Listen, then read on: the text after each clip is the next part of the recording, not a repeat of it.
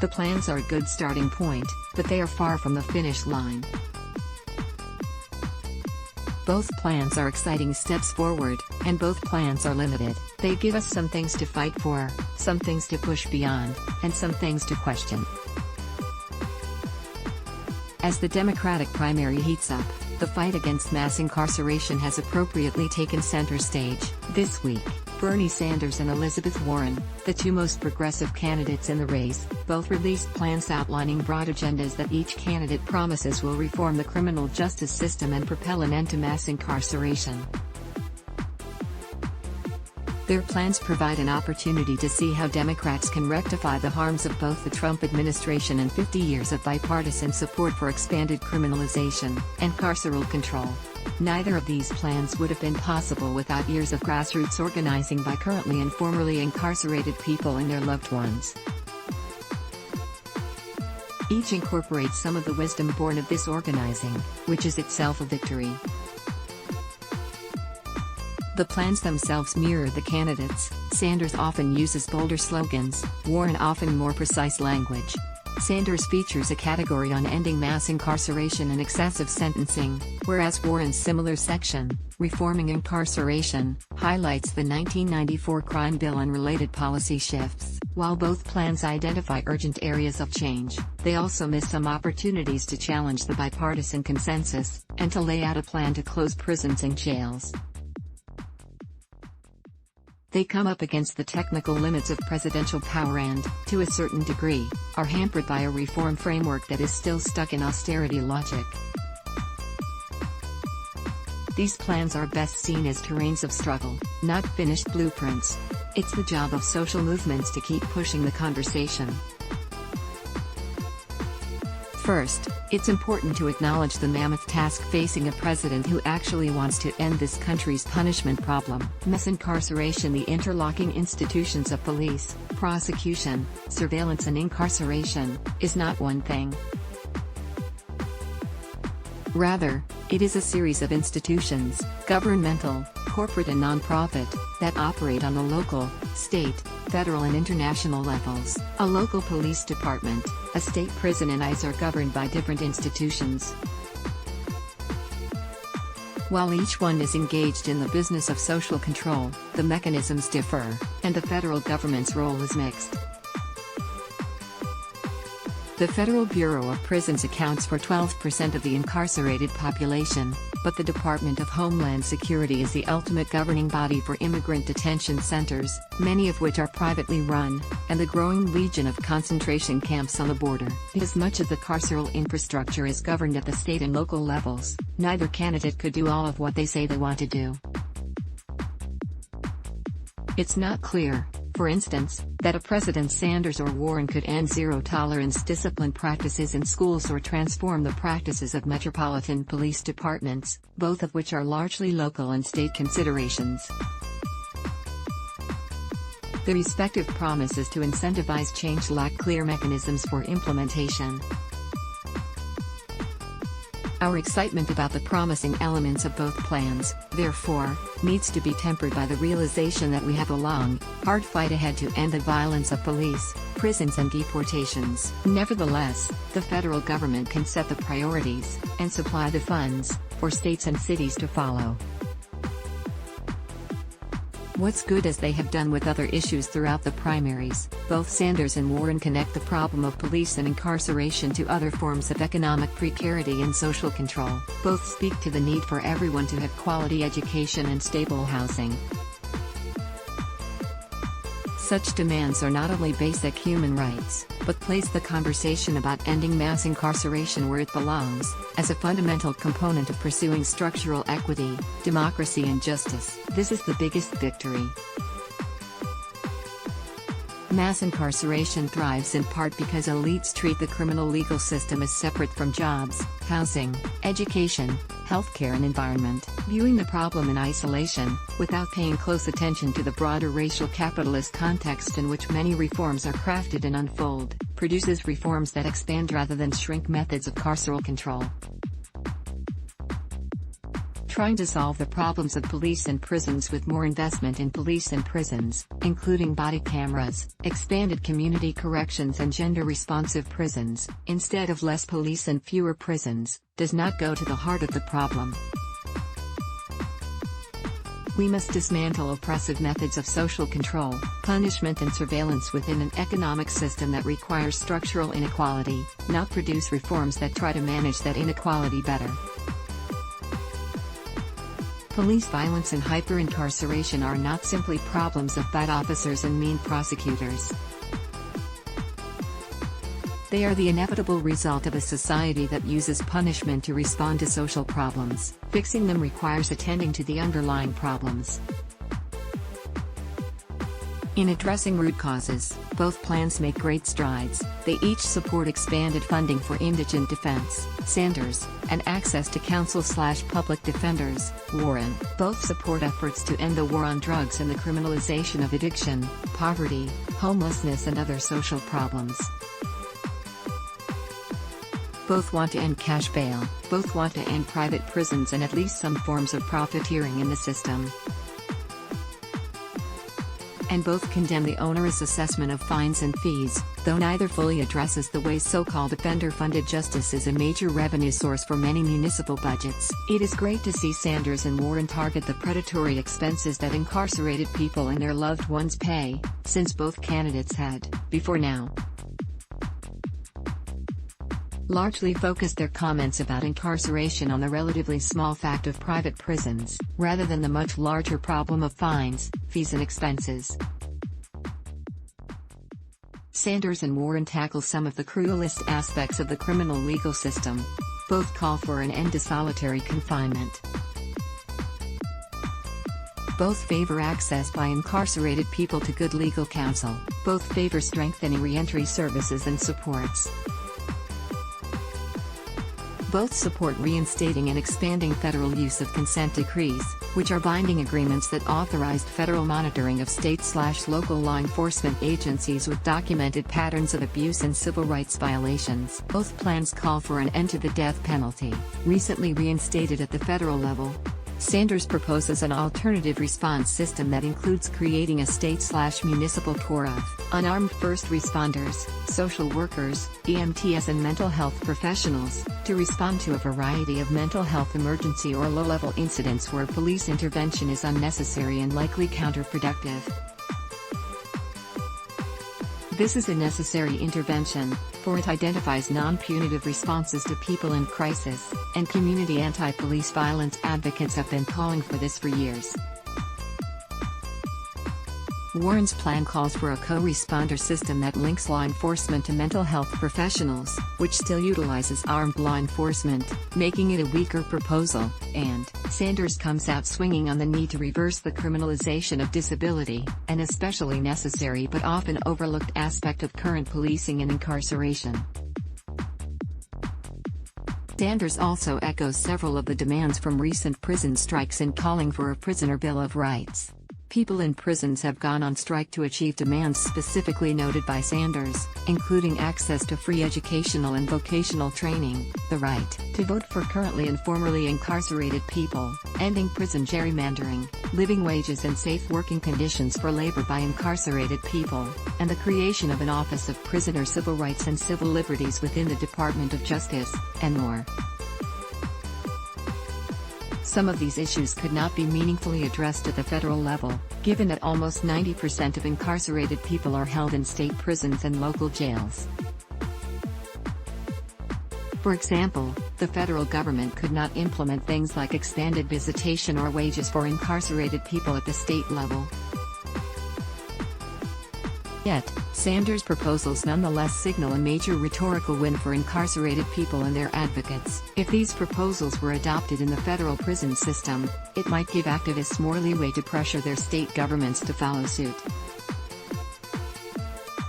It may have greater significance if a president utilized their unique platform to help mobilize state and local office holders and activists to demand change. While Warren does not directly speak to the above, her plan addresses the need to expand justice for people wrongfully imprisoned, and calls to repeal these overly restrictive habeas rules that, since the heinous 1996 Anti-Terrorism and Effective Death Penalty Act, have limited people's post-conviction appeal options.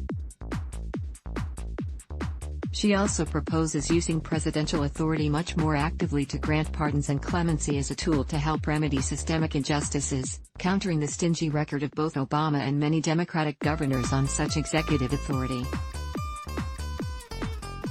She pledges to establish an advisory board comprised of survivors of violence, along with formerly incarcerated individuals, seeming to recognize that both victims of violence and incarcerated people have perspectives that should be heard.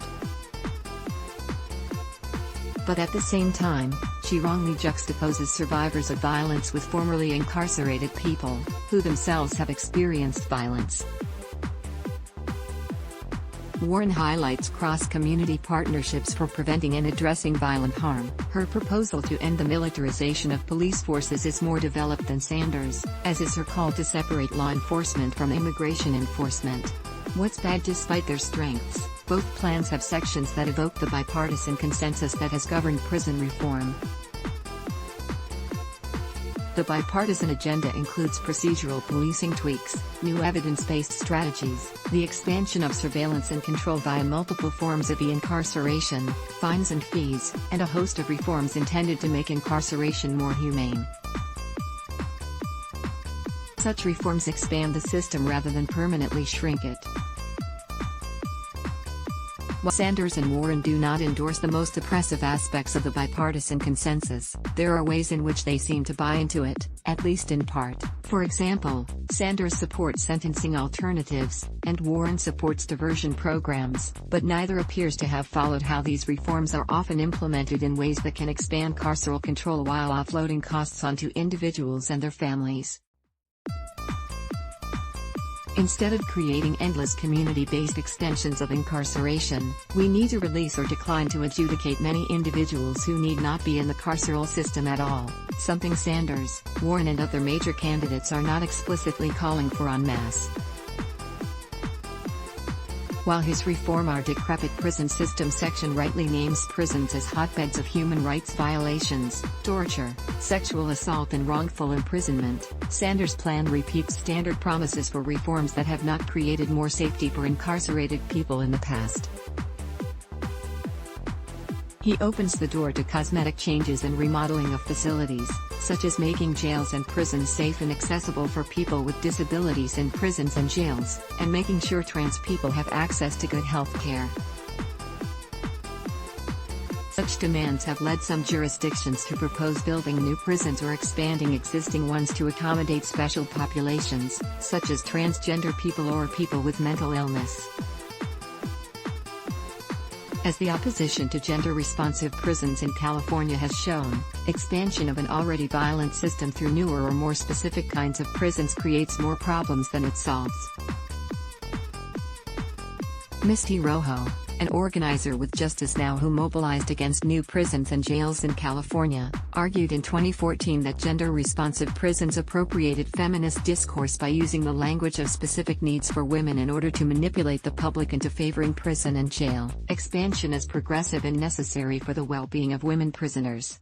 As she argues, the real source of their problem is being in prison in the first place, and the most effective way to help them is to let them go. Demands to improve the care for incarcerated people need to be linked to concrete plans to close prisons, jails and detention centers. Using the language of the bipartisan reform agenda, Warren places faith in evidence-based programs and interventions, such as expanded use of body cameras as a means for reducing police abuse and violence. While she promises strict accountability measures for use of new technologies, facial recognition and algorithm-based surveillance, the growing industry of e-carceration shows that technologically driven promises of accountability, however good on paper, typically don't provide more justice.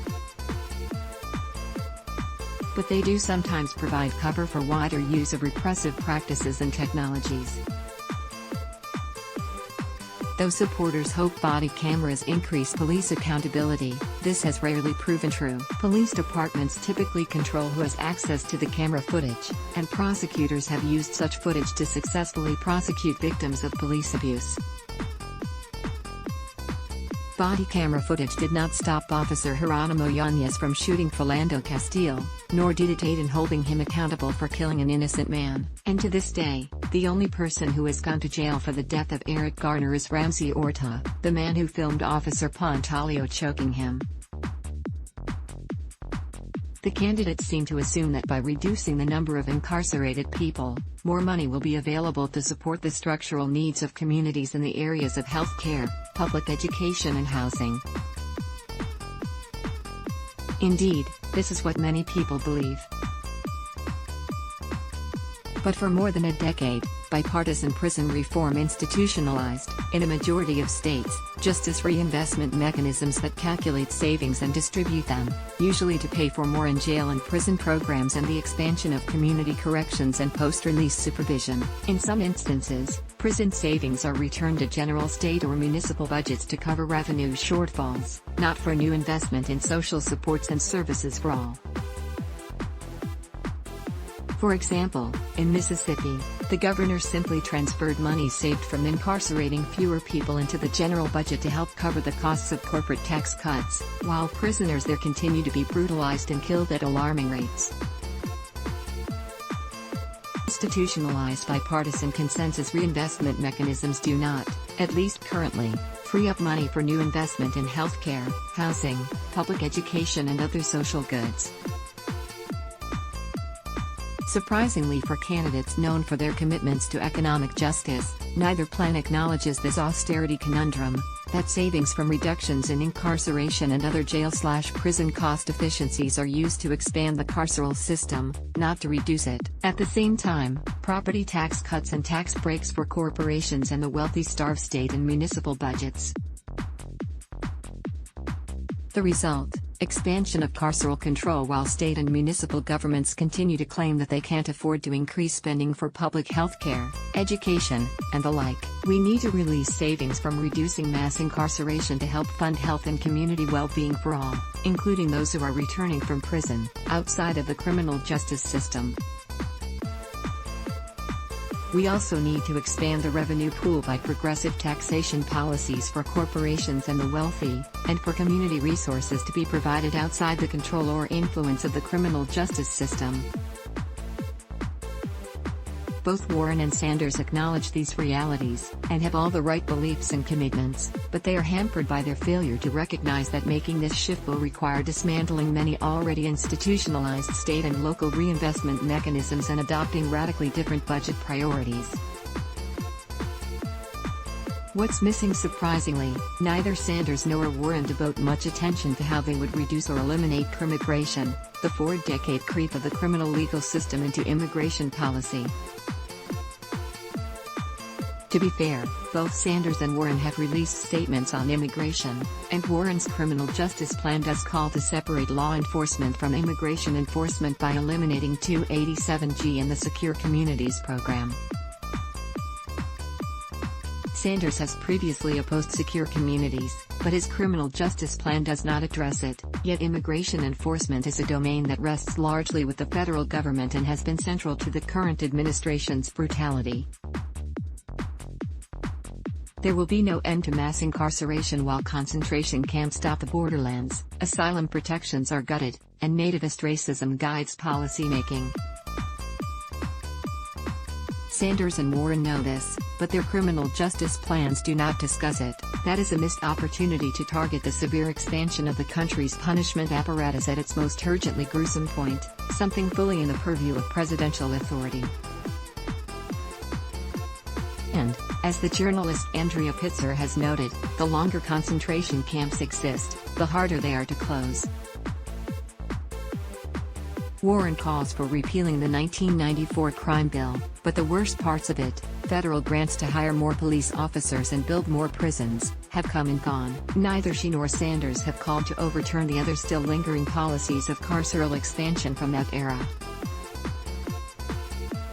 In particular, neither one calls to eradicate the Prison Litigation Reform Act, which vastly curtailed the ability of incarcerated people to file suit against the cruelty of their conditions, nor the Illegal Immigration Reform and Immigrant Responsibility Act, which enhanced the deportation regime, and neither one calls for the steady, incremental closure of federal prisons, immigrant detention centers, state prisons and local jails, even though such closures are the surest and most lasting way to reduce the number of people incarcerated. To be sure, such closures would be wildly controversial, and federal closures would likely require congressional approval. To address the economic impacts of fewer carceral jobs as well as the negative environmental impacts of prisons and jails, these proposals should be joined with the Green New Deal, Medicare for All and other bold policy proposals that address the most urgent issues of our time. Neither plan names and opposes mens rea, or guilty mind reform, the much sought-after right-wing crown jewel of criminal justice reform. This proposed federal reform, it is also promoted in many states, would make it all but impossible to hold corporations, other private and public institutions, and white-collar actors legally liable for wrongdoing or infliction of harm, including harm to entire communities and ecologies. Liberal and Obama administration opposition in 2016 curtailed attempts by the right to pass federal legislation, but it will return. Its passage would further undermine efforts to assert collective claims to justice. Both candidates object to the fact that the wealthy face more lenient justice standards than everyone else. Their histories show that. But Warren's proposal for holding corporations and their executives accountable falls short of the mark, and Sanders' plan does not specifically address corporate accountability, even though both of them have frequently called for white-collar executives to face stiff, even criminal, penalties for their misdeeds. Moving forward, both candidates should join their critiques of the criminal justice status quo to a dramatic reorganization of the economy. Their criminal justice plans need to be in greater conversation with their plans on tax reform, climate remediation and corporate accountability. Neither proposal makes clear that, in addition to different budget priorities, structural shifts from spending on carceral control to the collective well-being of entire communities require significant changes in tax policy. It's great and necessary to say stop criminalizing poverty, but it's far stronger to say, we're going to give Department of Corrections funding to provide equitable public schools instead. What should the left be doing? Today, every split state legislature in the country, except Minnesota, is dominated by one party. Republicans control 30 of them, Democrats 19. Many of them are gerrymandered. Yet this is the level at which much of the necessary changes to prisons and police can happen. The task of structural change, always daunting, is especially so now. Progressive and left movements must buttress vision with an accurate understanding of the institutions we propose to transform, and develop organizing strategies to match, and as always, the work of the left is to expand beyond what is on offer. For every bold stroke in the plans put forward by Sanders and Warren, there are absences or limitations that warrant attention. It is heartening, for instance, to see Warren call for greater involvement of formerly incarcerated people and survivors of violence, often the same population, and Sanders call for a prisoner's Bill of Rights. We also need to ensure that currently incarcerated people, and not only people convicted of low-level, non-violent offenses, serve on advisory boards and shape policy. Families of incarcerated people should be represented as well. These additions would ensure a platform that not only protects criminalized people's rights but maximizes their own power. The attention to ending the war on drugs and expanding expungement is welcome. Both candidates call for expunging marijuana convictions, and Warren suggests that the federal government provide a certificate of recovery for nonviolent offenders who have served their time and maintained a clean record for a certain number of years. But we need to extend that generosity to others targeted by the domestic wars that have fueled mass incarceration. Any serious plan to end mass incarceration also has to challenge harsh sentencing in long terms for people convicted of violent offenses. Even though most of that work will need to happen at the state level, where the majority of people are incarcerated, Presidential candidates serious about addressing mass incarceration need to also address violent harm. Supporters of either plan should recognize how difficult implementation will be. We should see these plans as developing rather than final, especially given that it is not at all clear that much of what these plans include could be implemented from the federal level. Sanders' plan includes many exciting, necessary ideas, such as unlimited visits, phone calls, and video calls for incarcerated people, and a promise to stop excessive sentencing without discussing how they could be put into effect. Are incarcerated people really going to be able to call their loved ones at 2 a.m.? if they want? When does a sentence become excessive? Warren offers a similar list for meeting basic human rights standards and protecting special populations. Yet implementation is where the rubber meets the road. The history of prison reform is replete with examples of wardens, sheriffs, police chiefs and associations of correctional officials rejecting progressive options, legally or otherwise, or co-opting demands to strengthen repressive measures. Both plans are exciting steps forward, and both plans are limited. They give us some things to fight for, some things to push beyond, and some things to question. Discussing their strengths and weaknesses can push the candidates to clarify some of what remains implicit while also strengthening efforts to build new justice paradigms, particularly at the state and local level. And, just as grassroots movements made those plans possible, it be movements that determine whether any of them get implemented. The fight against mass incarceration will require bold initiatives to shift the country away from its reliance on police and incarceration toward safe and thriving communities. A presidential election can't inaugurate all the changes we need.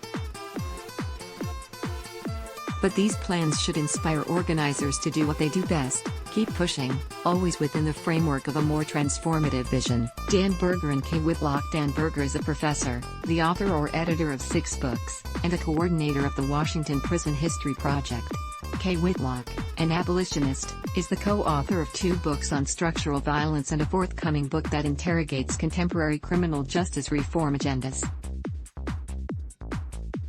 If you like this, check out Let's Block Ads. Why?